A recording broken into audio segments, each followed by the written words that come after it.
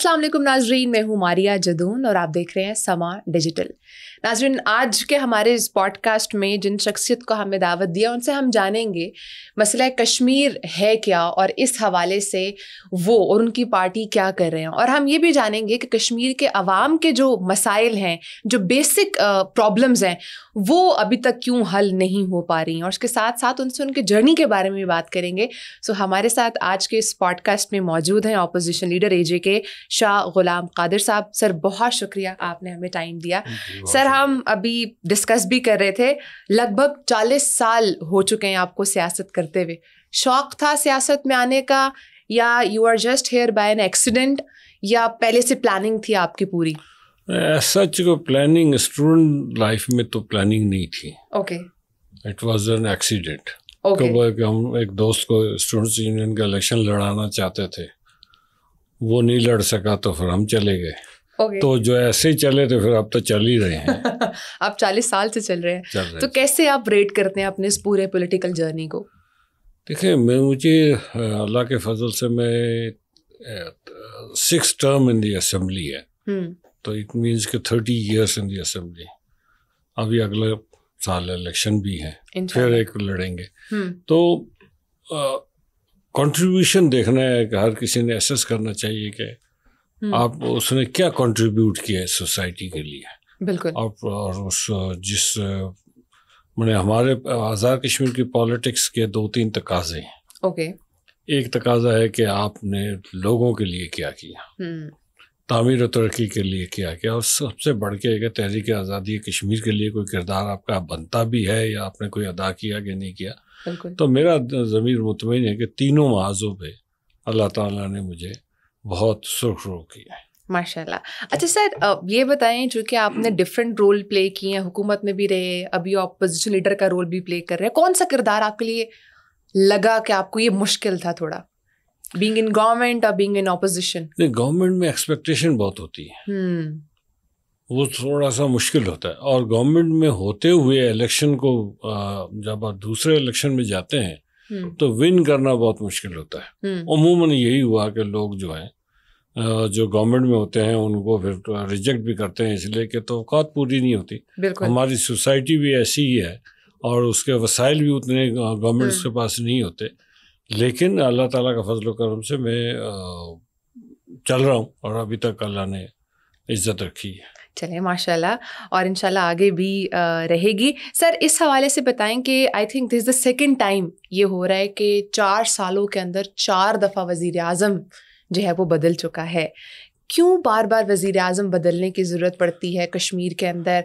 और इसके साथ साथ आप क्या हम ये एक्सपेक्ट करेंगे, वैसे तो आगे थोड़े से ही मंथ्स रह चुके हैं, एक नया वज़ीर आज़म भी आ सकता है, और वो मोस्ट प्रॉब्ली शायद आप भी हों? मुझे अगर आना होता तो मैं अभी आ जाता। ओके, लेकिन चांसेस थे, लेकिन मैं इस पर बिलीव नहीं कर रहा था। ओके। कि मैं देखें जो इसमें 2021 से लेके आज 25 का दिसंबर है, जो 2021 में जो इलेक्शन कराए गए, आप अगर उसके पीछे जाएं तो फरवरी 2021 तक PTI का आज़ाद कश्मीर में वजूद ही नहीं था।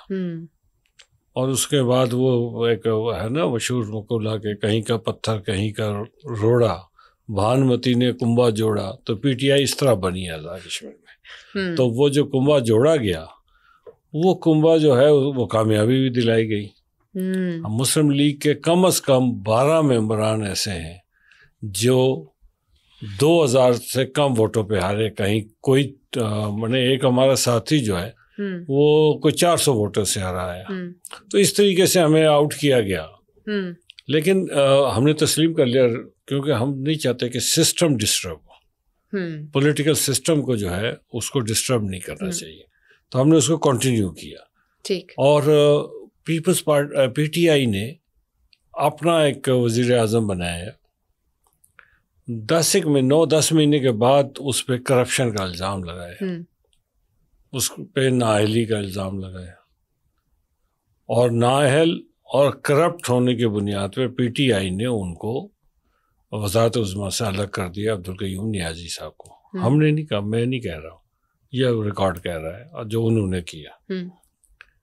हमने वोट नहीं दिया کہ جو ان کو ہٹانے میں. اور آج اتفاق دیکھیں کہ وہی کرپٹ نااہل شخص جو ہے آج پی ٹی آئی آزاد کشمیر کا صدر ہے.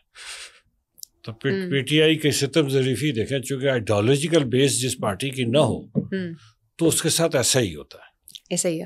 اس کے بعد ایک سردار تنویر الیاس صاحب کو لایا گیا. جب وہ آئے تو اس کے بعد پھر راتوں کو دفتر لگتے تھے، دن کو سنسان تھے. تو سسٹم ان کا بھی نہیں چلا. جب وہ نہیں چلا تو جو لوگ قیوم نیازی صاحب کے ساتھ منسٹر تھے وہی لوگ پھر سردار تنویر الیاس صاحب کے ساتھ بھی منسٹر بنے. اور اس کے بعد سردار تنویر الیاس صاحب کو عدالتوں نے نااہل قرار دے دیا. جب وہ نااہل قرار پائے تو وہی سارے ساتھی پی ٹی آئی کے، میں پھر کہوں گا آئیڈیالوجیکل بیس نہیں تھی، وہ سارے کے سارے فارورڈ بلاک بنا کر چودھری انوار الحق صاحب کے ساتھ آ کر حکومت کا حصہ بن گئے. وزارت نہیں چھوڑی. جو وزارت انہوں نے قیوم نیازی صاحب سے اقتدار کی لالچ، تو وہ وہاں سے. اور اس کے بعد اب انوار الحق صاحب جب چلے گئے، عدم اعتماد ہوا تو وہ پیپلز پارٹی میں چلے گئے. آج پھر وہی وزارت ہے.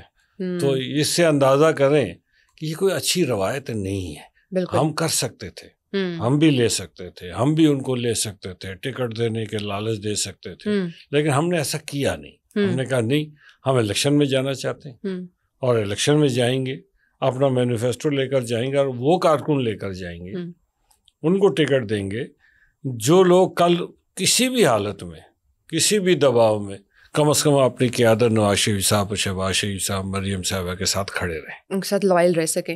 ابھی کچھ دنوں پہلے میں پوڈ کاسٹ دیکھ رہی تھی، ابھی جو فیصل راٹھور صاحب ہیں جو بی جے کے وزیر اعظم ہیں، انہوں نے کہا کہ چودھری انوار کی جو حکومت ہے وہ ہائبرڈ طریقے سے آئی تھی. آپ سمجھتے ہیں کہ چودھری انوار کی جو حکومت ہے وہ کسی اور نے بنائی، اور اب جو حکومت بنی ہے وہ کس نے بنائی ہے؟ تھوڑا سا ڈفرینس ہے. اچھا، تھوڑا سا ڈفرینس ہے کہ چودھری انوار الحق صاحب جب بنے وزیر اعظم تو پی ٹی آئی نے بھی ووٹ دیا ان کو. ہاں، آزاد کشمیر کی تاریخ میں سب سے زیادہ ووٹ لے کر اسمبلی سے چودھری انوار الحق صاحب بنے، 48 ووٹ. 48.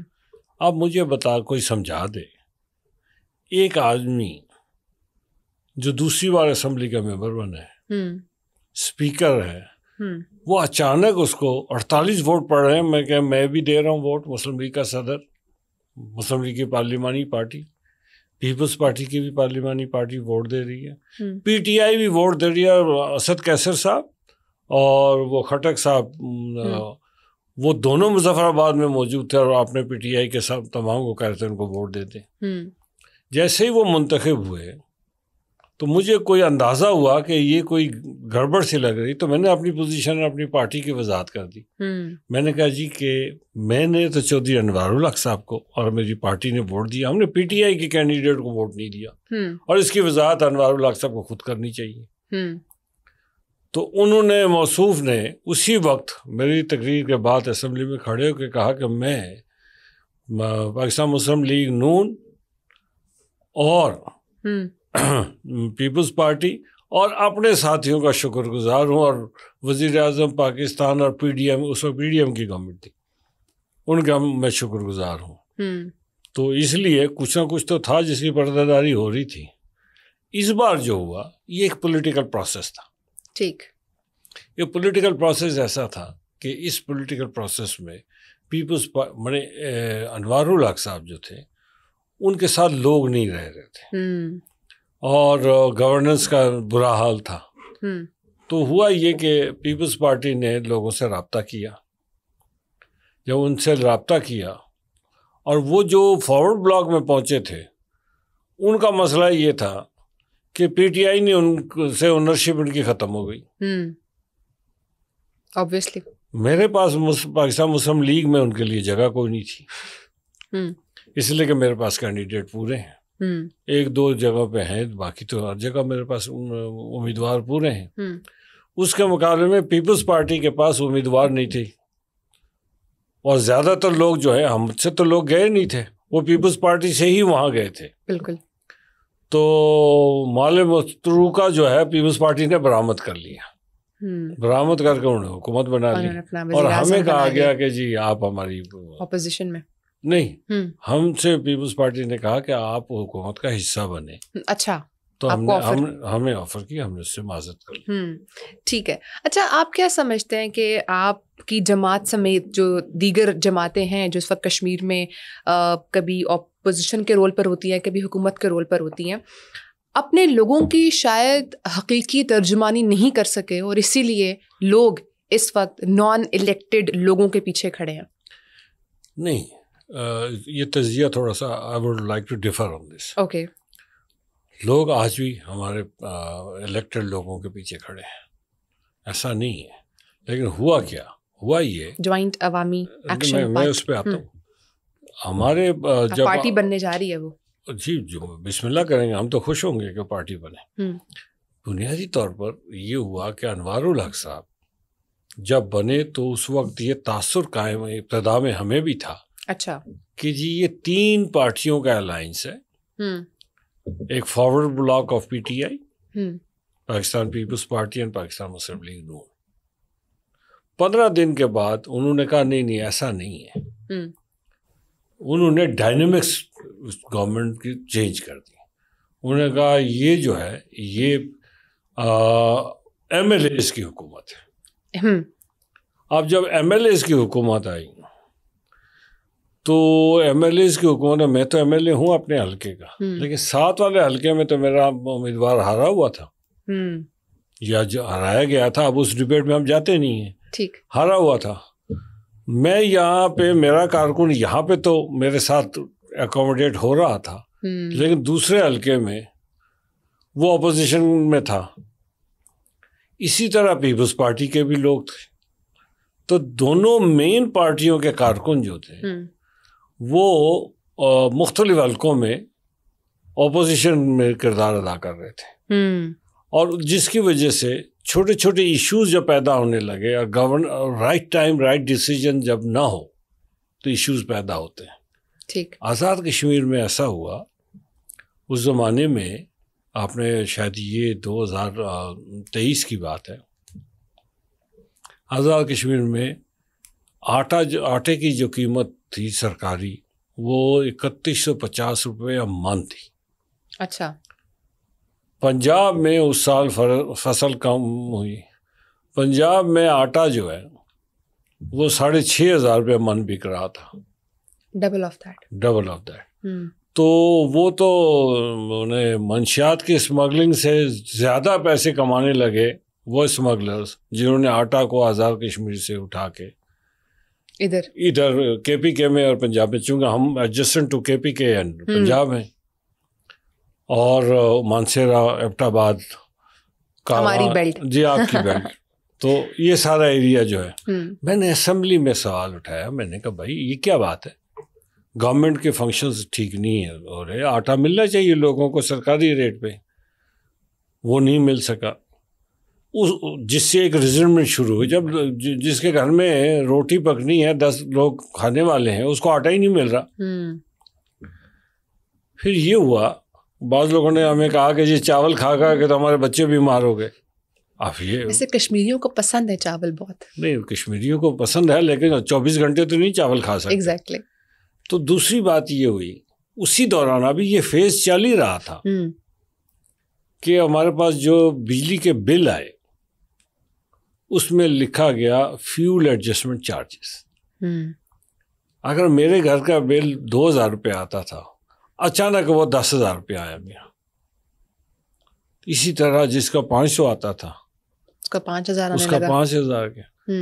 تو وہ سب نے شور ڈالنا شروع کیا. پھر میں نے اسمبلی میں یہ مسئلہ اٹھایا تو اس کا فائدہ اٹھاتے ہوئے تاجروں نے ایک ایجیٹیشن موو کی اور پہلے میں نے گزارش کی کہ پیپلز پارٹی اور مسلم لیگ کے کارکن جہاں پہ تو ان کا ایم ایل اے نہیں تھا وہ ان کے ساتھ شامل ہو گئے.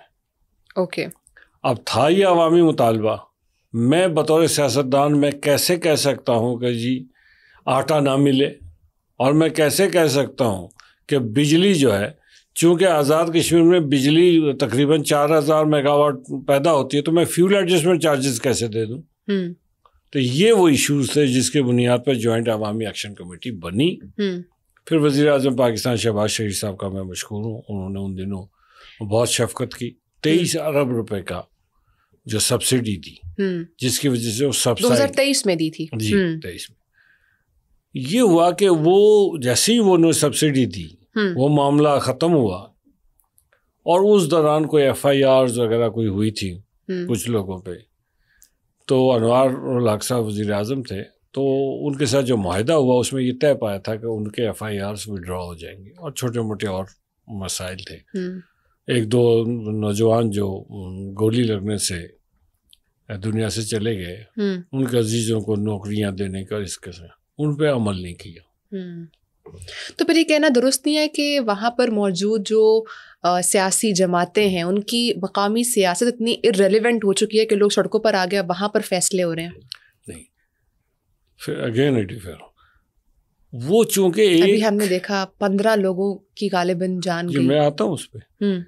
ایک جب آپ ایک نان پولیٹیکل گورنمنٹ کو انسٹال کریں گے, نان پولیٹیکل گورنمنٹ جس کی کوئی بیکنگ نہیں ہے, پبلک بیکنگ نہیں ہے. فرض کریں میں آج آپ کے اسٹوڈیو سے اٹھتا ہوں اور میں کہتا ہوں کہ میں نے ابھی میں راولا کوٹ جانا ہے, ٹھیک, تو میرے دوستوں کو صرف سوشل میڈیا پہ بھی پتہ لگ جائے تو میں جب وہاں پہنچوں گا تو 50-100 میری جماعت کے عہدیدار کارکن وہاں پہ موجود ہوں گے. یہی حال پیپلز پارٹی کا بھی ہوگا. لیکن جس وزیر اعظم کے پاس کارکن ہی نہ ہو پھر کیا ہوگا؟ پھر ایجیٹیشن ہوگا. تو یہی ایجیٹیشن ہوا. اب دیکھنا اس کے بعد اب پیپلز پارٹی نے جیسے تیسے حکومت بنا لی. کل انہوں نے ایک جلسہ کیا باغ میں, بڑا اچھا جلسہ کیا. ہم پولیٹیکل پروسیس شروع ہو گیا نا, پارٹی جب انوالو ہو گئی اب ہم اپوزیشن میں اپنا کردار ادا کر رہے ہیں, ہم اپنے لوگوں کو موبلائز کر رہے ہیں. اب اس میں جو ایک جموں تھا وہ ٹوٹ جائے گا تو لوگ اپنے گھروں میں واپس آ جائیں گے جو کہیں ادھر ادھر جا رہے تھے. اور سیاسی کارکن بیکار نہیں بیٹھ سکتا, سیاسی کارکن کو ایکٹیویٹی چاہیے, ان کو پالیٹکس کرنی ہے. تو پھر ایسا کیا ہوا, کس چیز نے موقع دیا عوام کو کہ وہ سڑکوں پر آئے؟ اگر مقامی سیاست ریلیونٹ نہیں ہے, اگر وہاں پہ موجود جو پولیٹیکل لوگ ہیں وہ ان کی حقیقی نمائندگی نہیں کر سکے, تو پھر وہ سڑکوں پر کیوں آئے؟ میں نے آپ سے گزارش کی نا کہ جس پولیٹیکل پارٹی کا میرے مظفر آباد کا سٹی کا صدر, میرے مظفر آباد سٹی کا میئر, میرے مظفر آباد سٹی کے 22 کونسلر, وہ اگر اس ایجیٹیشن میں شامل ہوئے اس لیے کہ ہمارا وہاں MLA نہیں تھا, تو انہوں نے کہا کہ یہ وہ irrelevant تو کوئی نہیں ہونا چاہتا نا پالیٹکس. تو عوام کی سمپتی جدھر عوام کا رخ ہے ادھر چل پڑے. اب وہی رول جب پولیٹیشینز ادا کریں گے, ہماری تو زبابندی ہو گئی تھی جس وقت ہم نے اپنے وزراء دے دیے تھے. ہمارے 4 وزیر تھے, ان 4 وزیروں کی وجہ سے ہم اس حکومت پہ تنقید کرنے کی اہلیت بھی نہیں رکھ رہے تھے. اگر ہم کرتے بھی تھے, میں کرتا بھی تھا, تو مجھے لوگ کہتے ہیں کہ دیکھیں جی یہ ایک طرف وزیر بٹھائے ہوئے دوسری طرف ہمیں بیوقوف بنا رہے ہیں. یہ ہم لوگوں کی بات تھی. تو آج وہ نہیں کہہ سکتے, اس لیے کہ آج ہم جو بھی تنقید کر رہے ہیں تو ہمارا حکومت سے حصہ نہیں ہے, ہم حصہ دار نہیں. اچھا, ایسی کیا چیز ہے جو چودھری انور الحق صاحب نہیں کر پائے اور آپ نے ان کے خلاف عدم اعتماد بھی لیا؟ اب پاکستان پیپلز پارٹی کی طرف سے جو وزیر اعظم بنے فیصل راٹھور صاحب, ان پر اعتماد ہے آپ کو, وہ کر لیں گے؟ یہ تو اب ان کی صلاحیتوں کا امتحان ہے, وہ کر سکیں گے نہیں کر سکیں گے, یہ تو 2-4 مہینے کے بعد پتہ لگے گا. ابھی تو وہ دوروں پہ ہیں, ابھی وہ کام نہیں کر رہے, ابھی وہ دوروں پہ ہیں. تو ہم ان کے دورے دیکھ رہے ہیں اور اعلانات دیکھ رہے ہیں. تو میں تو بڑا حیران ہوا جتنے اعلانات انہوں نے کیے, بلکہ وہ میرے حلقے میں چلے گئے, ابتدا انہوں نے وہاں سے. اچھا. تو ایک ایسے پل کا افتتاح کر دیا جس پل کو میں 2024 میں افتتاح کر چکا تھا.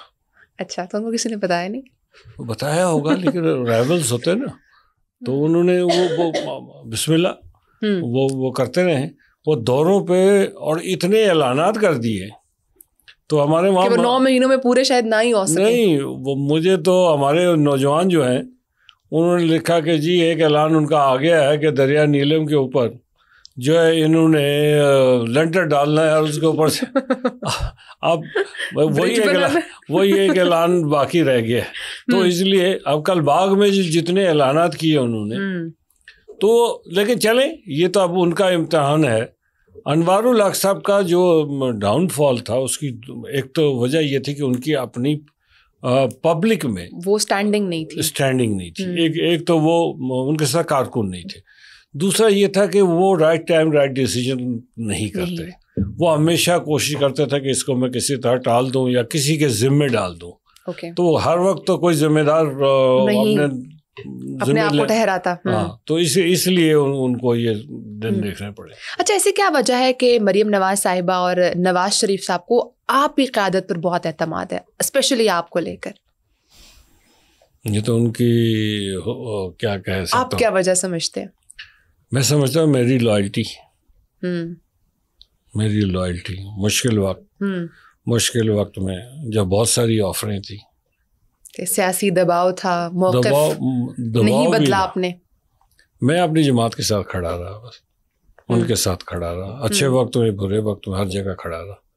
میں نے کبھی پیچھے نہیں دیکھا کہ میرے ساتھ کیا ہوگا اور کیا ہونے والا ہے.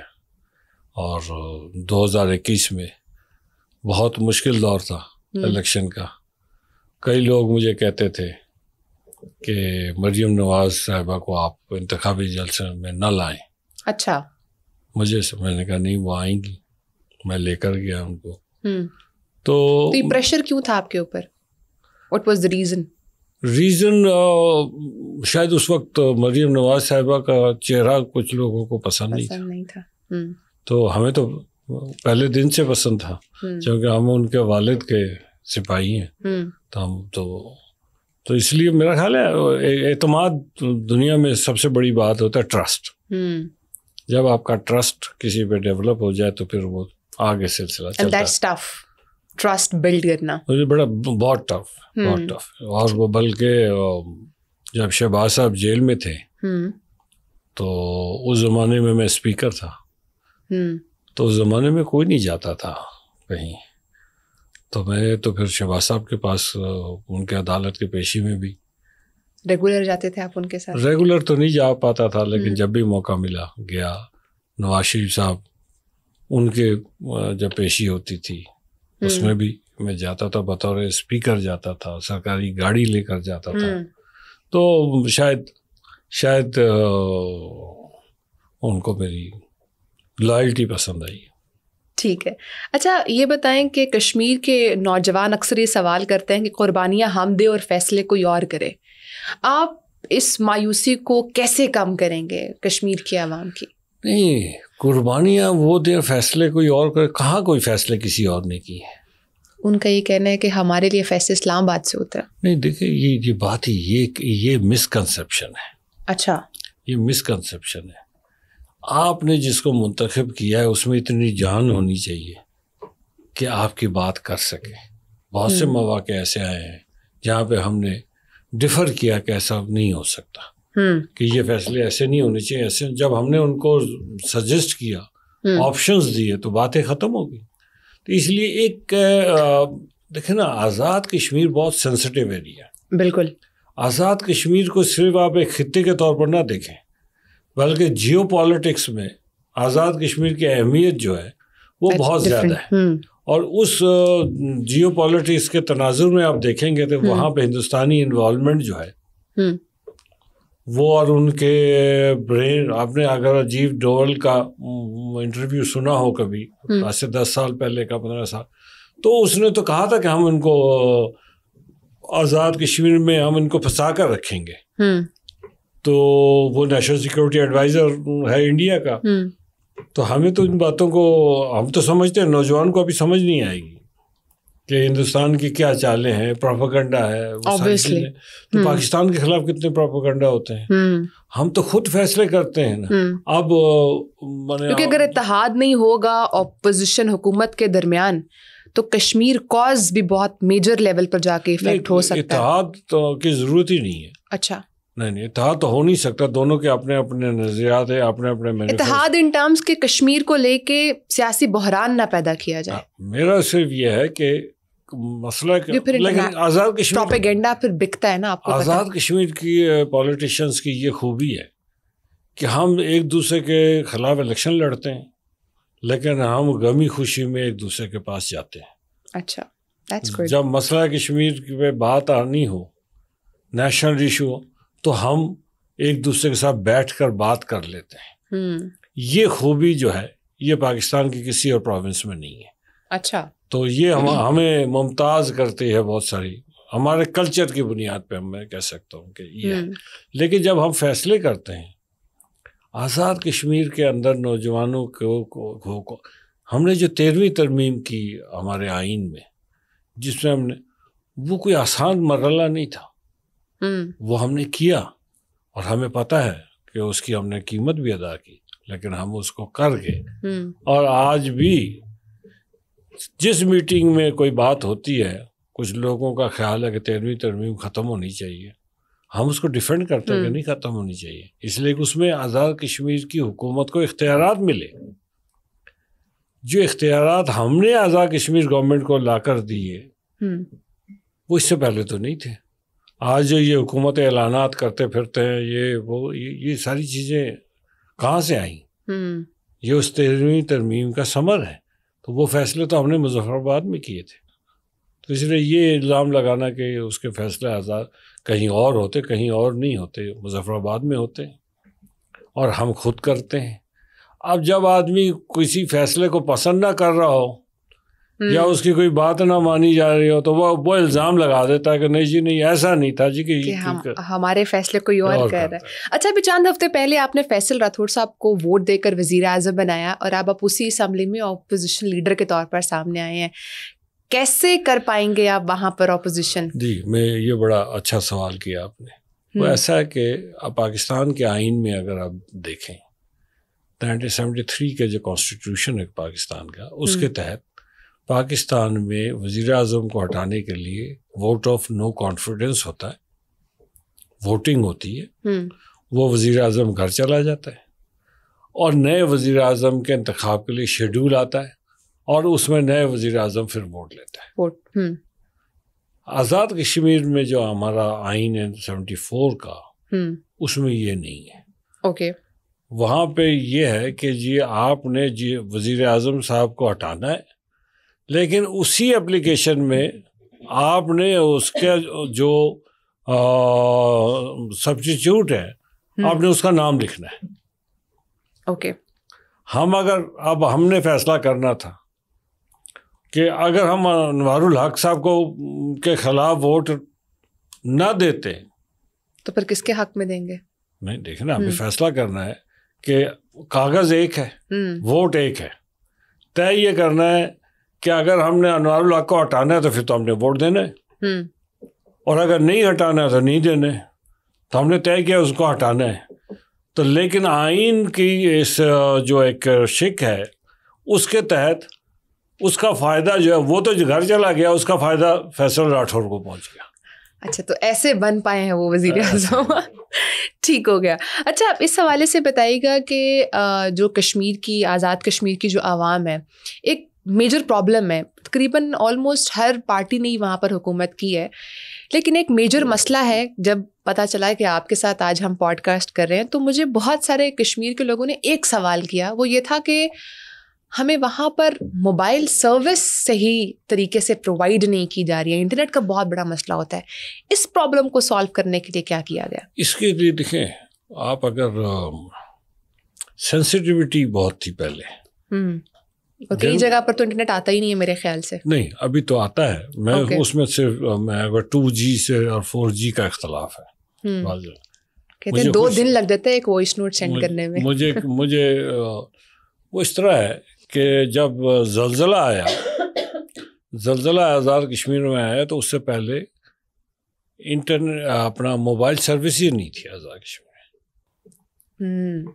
تو اس وقت ریلیف آپریشن کو چلانے کے لیے موبائل سروس کو جو ہے اجازت دے دی گئی, اور اس اجازت نامے کا فائدہ یہ ہوا بعد میں کہ آج میرپور میں میں آپ کو بتا دیتا ہوں، میرپور، کوٹلی، بھمبر، اوکے، ادھر کوئی ہمیں ایشو نہیں ہے انٹرنیٹ کو لے کے، موبائل سروس کو لے کے، ٹھیک ہے. لیکن جو ایشو ہے وہ باقی ڈسٹرکٹ میں ہے، میرے اپنی ڈسٹرکٹ میں ہے.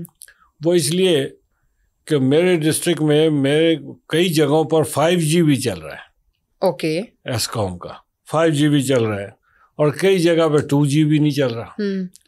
تو اب ہمارا جو ہے ہلی ایریا ہے، یہ جو ہمارے چونکہ ایک ہی کمپنی ہے ایسکام جو اس کو چلاتی ہے آزاد کشمیر پہاڑی علاقوں میں، ہم نے ایک حل سوچا تھا کہ دوسری کمپنیز کو بھی وہاں پہ اجازت دلوائی جائے.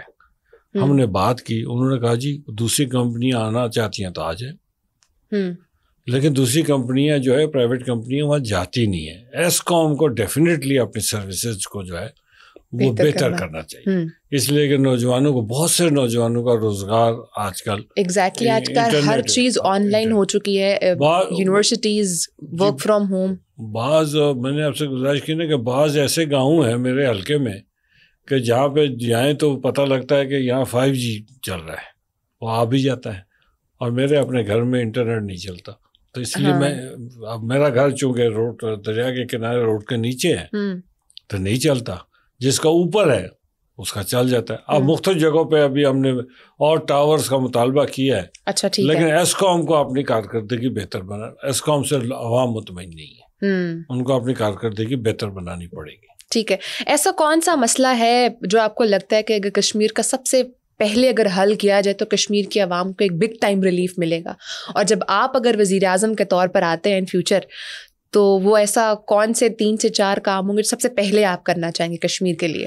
دیکھیں نا، آزاد کشمیر میں جو اس وقت بڑا پرابلم ہے جو میری نظر میں ہے وہ یہ ہے کہ ایجوکیشن تو بہت ہے. اگر آپ دیکھیں 79% کے قریب ہے ایجوکیشن، لٹریسی ریٹ ہے، لیکن کوالٹی آف ایجوکیشن نہیں ہے. جو بچہ جا رہا ہے وہ پڑھ کیا رہا ہے، پڑھ کیا رہا ہے، دیٹس اے بگ کنسرن. اس کے جو ہے ہمیں کوالٹی آف ایجوکیشن کو ٹھیک کرنا ہے. اگر ہم کوالٹی آف ایجوکیشن کو ٹھیک کر سکیں تو وہ اپنا روزگار خود تلاش کر لیتا ہے. دوسرا یہ ہے کہ آزاد کشمیر میں چونکہ انڈسٹریز نہیں ہیں تو وہاں پہ اس لیے سرکاری ملازمت کے علاوہ ہمارے پاس آپشنز کوئی نہیں ہے. ہمارے پاس آپشنز کوئی نہیں.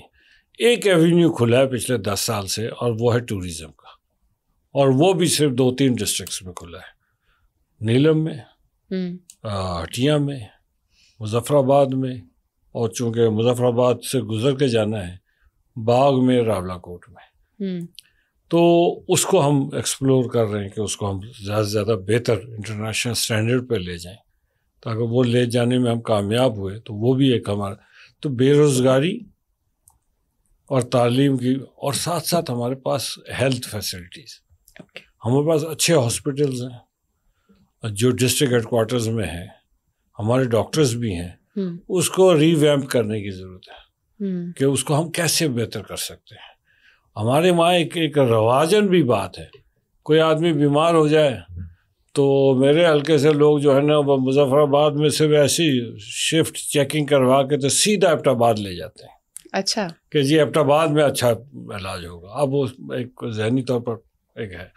اور ہمارے پاس وہاں CMH ہے، عباس انسٹیٹیوٹ ہے، 2 ہاسپٹلز ہیں جو وہ اس سارے ایریے کے مریضوں کو کیٹر نہیں کر پاتے. غربت بڑی ہے، تو یہ بہت ساری ایشوز ہیں جو سیٹل کرنے کے ہیں. لیکن سب سے پہلی بات ہے کہ وہاں پہ نظریاتی تخریب کاری ہو چکی ہے. اچھا. اور نظریاتی تخریب کاری جو ہو چکی ہے ہم نے اس کا کاؤنٹر کرنا ہے. نوجوان کو بتانا ہے کہ تمہارے اسلاف، اس کے لیے کیا حکمت عملی طے کر رہے ہیں. میں اسی طرف آ رہا ہوں کہ نوجوان کو بتانا ہے کہ آپ کے اسلاف نے اپنے سینوں پہ گولی کیوں کھائی، ڈوگرا کی فوج کو کیوں بھگایا، ہندوستان کو یہاں آنے کیوں نہیں دیا. اور اس آزادی کا تقابل آپ نے مقبوضہ کشمیر کی آزادی سے کرنا ہے. مقبوضہ کشمیر میں کیا ہے؟ وہاں غلامی ہے. وہاں کا چیف منسٹر جو ہے وہ پولیس کے ایس پی کا اور ڈی ایس پی کا تبادلہ نہیں کر سکتا. تو آزاد کشمیر کا وزیر اعظم جو ہے سیکرٹریز کا تبادلہ کر رہا ہے. وہاں پر تو میڈیا کو نہیں جانے دیا جاتا. وہاں پہ تو سوشل میڈیا جو ہے, سوشل میڈیا پہ بھارتی حکومت کے خلاف اگر کوئی اسٹیٹمنٹ دیتے تو شام کو اس کو لے جاتے ہیں, 6 مہینے تک اس کو پتہ نہیں لگتا. اور آپ تو وہاں پہ 200 سے زائد ڈاکٹر سے اس بنیاد پہ اٹھا لیے گئے مقبوضہ کشمیر سے کہ وہ جو ڈاکٹرز انہوں نے دہلی میں پکڑے 3 یا 4 کہ ان کے فونز پہ ان کا نمبر تھا. تو یہ ظلم و ستم جو یہ تقابل ہمیں پیش کرنا ہے لوگوں کو, بچوں کو خاص طور پر, نوجوان نسل کو بتانا ہے کہ یہ نہیں ہے. آج کل جیسے یہاں پہ بھی آپ دیکھتے ہیں بہت ساری پاکستان میں بہت سارے نوجوان جو ہے وہ چند یوٹیوبرز جو ہیں باہر سے بیٹھ کے جس طریقے سے وہ یہاں کی کہانیاں بیان کرتے ہیں, اس طرح آزاد کشمیر کے بھی کچھ یوٹیوبرز ہیں نا, تو وہ بھی اپنی کہانیاں بیان کر رہے ہوتے ہیں جس کا زمینی حقائق سے کوئی تعلق نہیں ہے. ہمیں اس نظریاتی تخریب کاری کو روکنا ہے. پاکستان سے ہماری محبت جو ہے, مجھے یقین ہے 99% لوگ آج بھی پاکستان سے محبت کرتے ہیں. اوکے. اور ہمیں اس محبت کو جو ہے کمزور نہیں ہونے دینا. ہماری بقا, ہماری ترقی کا ضامن, ہماری آزادی کا ضامن جو ہے وہ پاکستان ہے. کیونکہ نیکسٹ جو وار ہے دیٹس این انفارمیشن وار, اور جب انفارمیشن کی وار کی بات آتی ہے تو سب سے پہلے انفارمیشن میں ڈس انفارمیشن یا فیک نیوز پھیلائی جاتی ہے, دین اس کے بعد پھر اوبیسلی وہاں کے لوگ جو ہے نا ان کا مورال ڈاؤن ہوتا ہے, دین از دا مین پوائنٹ اور ٹائم جہاں پر پھر ایک تباہی جو ہے وہاں پر کریٹ کی جاتی ہے. تو آپ یا آپ کی جو پارٹی ہے وہ اس میٹر کے اندر حکمت عملی یا کیا اقدامات جو ہے وہ کرے گی تاکہ اس چیز کو روکا جا سکے؟ دیکھیں نا, ابھی جو سسٹم چل رہا ہے گورنمنٹ آف اے جے کے کا جو سسٹم ہے, اطلاعات کا جو وزارت ہے, اور اس کو بھی ری ویمپ کرنے کی ضرورت ہے. اب وہ پرانے خیالات کے ساتھ آپ نہیں چل سکتے. آپ صرف پہلے ہمارے وہاں اخبار میں جب انٹرنیشنل کانفرنسز میں جاتا تھا تو انڈینس ہمیں مذاق اڑاتے تھے, وہ کہتے تھے جی ان کے پاس تو اخبارات ہی نہیں ہیں, آج سے 30 سال پہلے. تو میں کہتا نہیں جی ہمارے پاس جی ہفتہ روزہ چھپتے ہیں. تو بعد میں روزنامے بھی چھپنے لگے. تو اب وہ روزنامے تو اپنی جگہ چھپ رہے ہیں, ابھی تو آپ کا سوشل میڈیا نے بدل گیا, وقت بدل گیا. ہمیں اسی طرح وقت کے ساتھ لے کر چلنا ہے. آپ وقت کے ساتھ social media can play a good role. Definitely. وہ میں تو ویسے اس موبائل کو ایک شیطانی آلہ کہتا ہوں. تو یہ شیطانی آلے نے کہ آج ایک بچہ جو ہے اس کے ہاتھ میں اس کے پاس نوکری ہے یا نہیں ہے, وہ سب سے پہلے کوشش کرتا ہے میں ایک ٹچ موبائل خریدوں. تو آپ کو اس ٹچ موبائل کے ذریعے اس کے ذہن تک پہنچنا ہے, اور وہ کیسے پہنچنا ہے یہ آپ کی صلاحیت ہے, بالکل آپ کی کریڈیبلٹی ہے. کچھ نان ایشوز کو آپ ایشو بنا دیں تو اس سے وہ آپ کو دیکھیں نا, جھوٹ 2 دن بکے گا, سچ سدا قائم رہے گا. ایسا ہی ہے. Thank you so much sir for your time. آپ نے آج ہمیں بڑا ڈیٹیل سے بتایا کشمیر ان کے مسئلے کے اوپر, اور پلس یہ بھی بتایا کہ آگے اس کو بہتر کرنے کے لیے کیا اقدامات آپ اور آپ کی پارٹی کری. ناظرین انشاءاللہ آپ سے اگلی پوڈ کاسٹ سے ملاقات کریں گے, تب تک کے لیے اپنا بہت سارا خیال رکھیں. اللہ حافظ.